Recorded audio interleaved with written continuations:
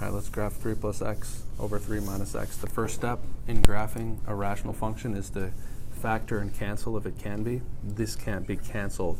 One mistake a lot of people make is they think they can cancel the 3's, and for that matter the x's, but that's just silly. You can't do that because those are not factors of the top. Those are terms. You can't cancel terms. You can only cancel factors. So there is no whole or no removable discontinuity for this particular function. The next step is to let's find the x-intercepts.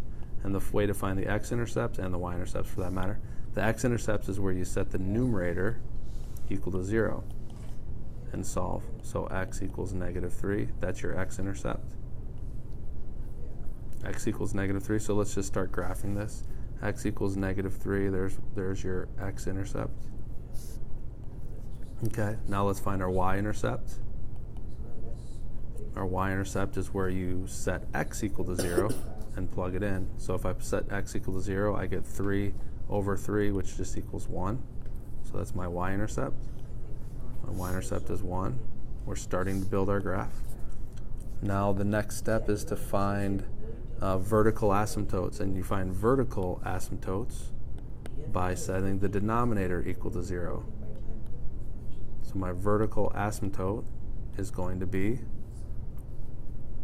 x equals 3 because I set that equal to 0 and I solved. All right, so x equals 3 is my vertical asymptote, which is right here. I'm going to draw that in like a blue line so you can see x equals 3 is right there.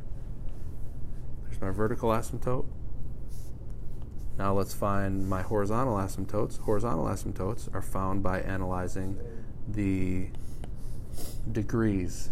And since the degree of the top is 1 and the degree of the bottom is also 1, the horizontal asymptote rather, is just the ratio of leading coefficients.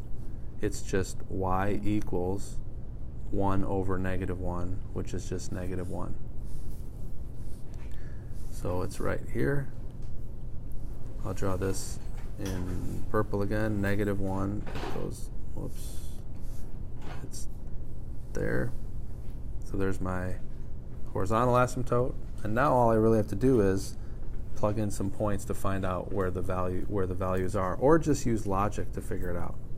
So the logic that I'm going to use is, well, this clearly is going to go like this right here. It's going to do something like this. And the other logic I'm going to use is just the fact that, well, I know it's got to be either this or this, but it can't be the one on the top because then it would eventually it would cross the x-axis. But I already found all my x-intercepts. My only x-intercept was -3. So I know it's not that one on the top, so therefore it must be this one on the bottom. Now your teacher doesn't care that you draw it perfectly to scale. They just want to know roughly that you've got the right idea. So that's probably sufficient. But if you want to be sure, just to make sure, just plug in any value over here. Let's plug in 5. Plug in 5 and find out what the value is. If you plug in 5 for x, you're going to get 8 over -2, which is -4. So 5 comma -4 is one of your points. And sure enough, 5 comma 1, 2, 3, 4, -4 is just about the point that I have there. All right.